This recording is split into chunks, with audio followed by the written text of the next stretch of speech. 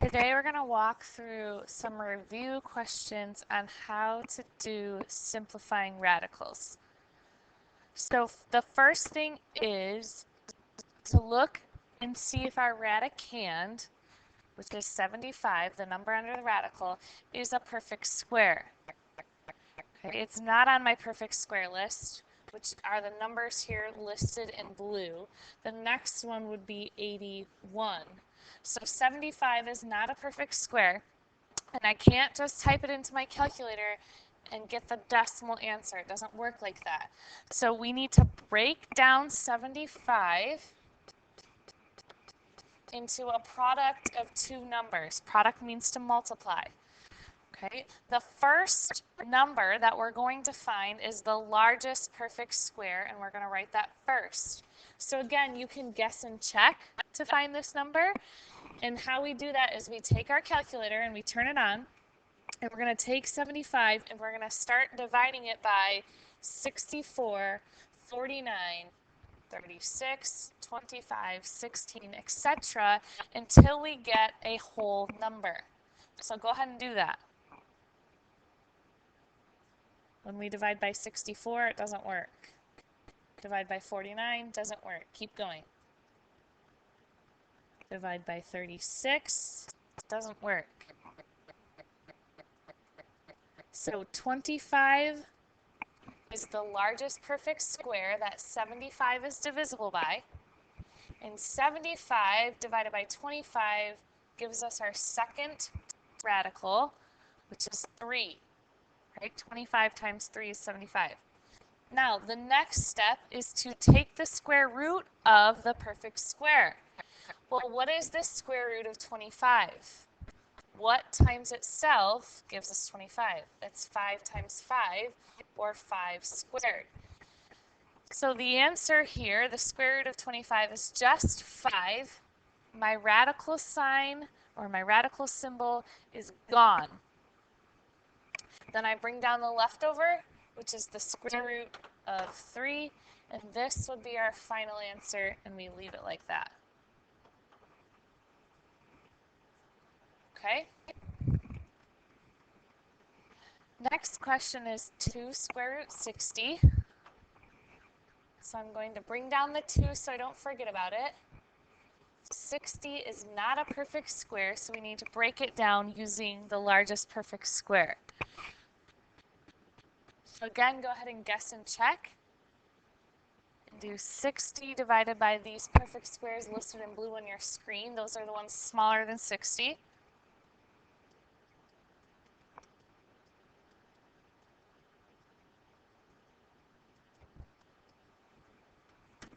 So 60 divided by 36, 60 divided by 25, 60 divided by 16, keep going.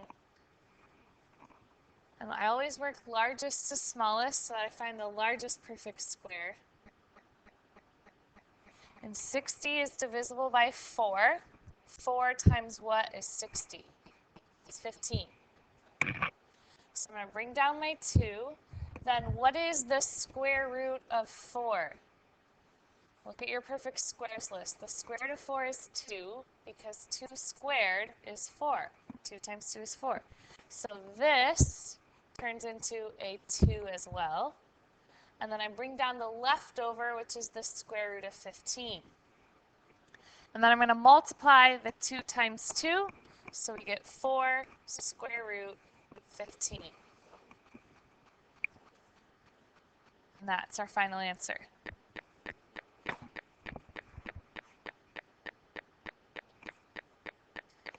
Next one, the square root of 162. You can write this down on a scrap piece of paper, lined piece of paper, whiteboard, wherever you have room.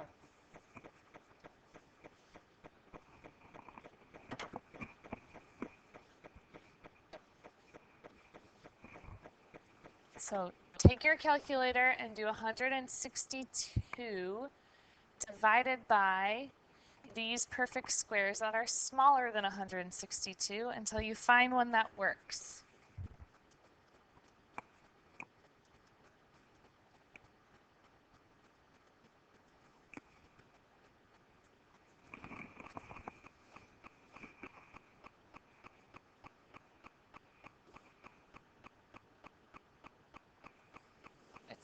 81.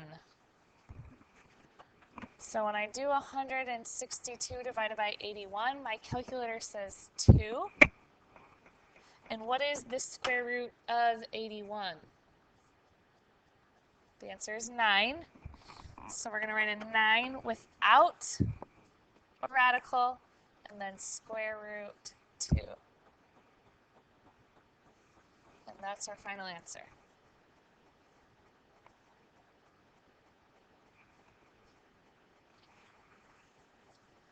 All right, go ahead and try to do this one all on your own.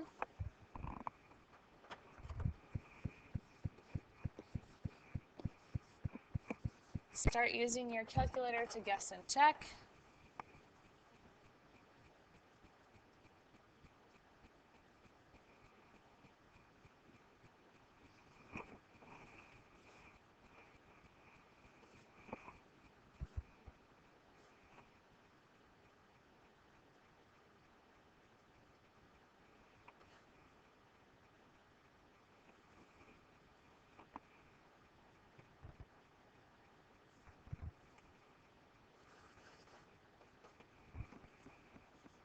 So it's 49 and 3. Keep going.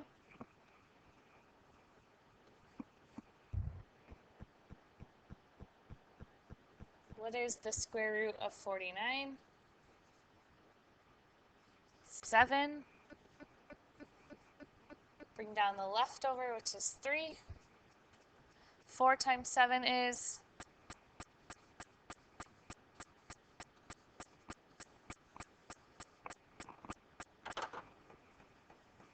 28 square root 3.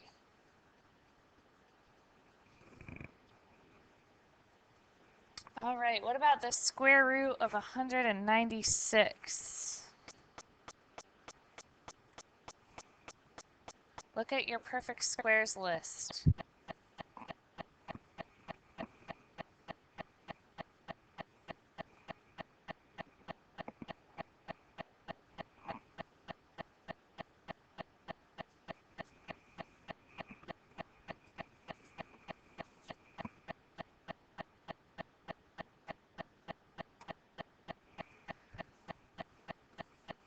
$196 is a perfect square.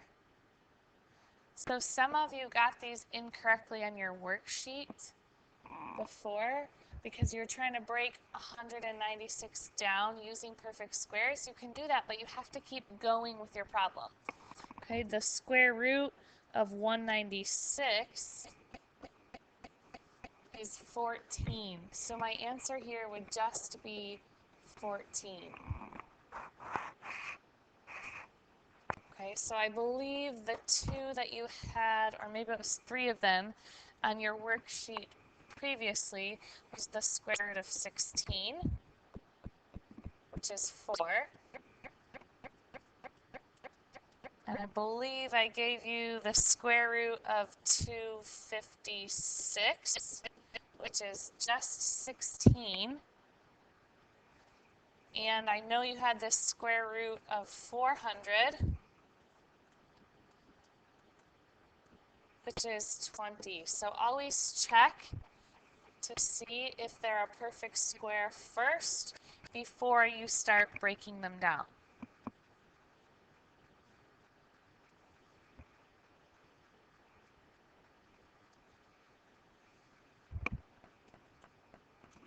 Write each of the following as a radical expression. So we have a fractional exponent right now. So go ahead and pull out your note sheet or your other examples of this. Here's my base, and then here's my fraction. The numerator turns into your exponent. This denominator turns into your root index. Okay. This becomes your radicand, which is the number under the radical. So if I was to convert it into a radical expression, draw in your radical symbol. A is your radicand underneath, okay?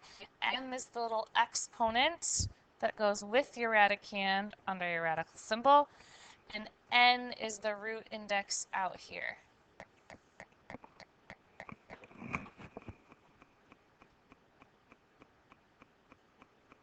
So for this first one,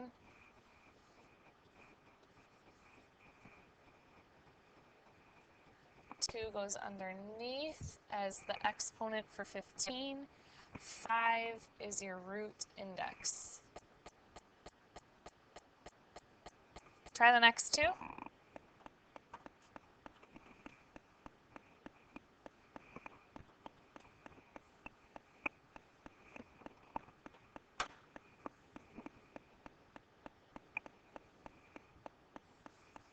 One.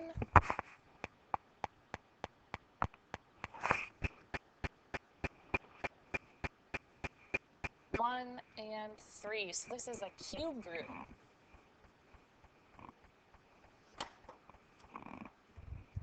My base is 12, so that's the radicand. The numerator is 3, so that's the little exponent. Denominator is the root index. So that's how we would write those. If you have any questions, feel free to send me a message or an email.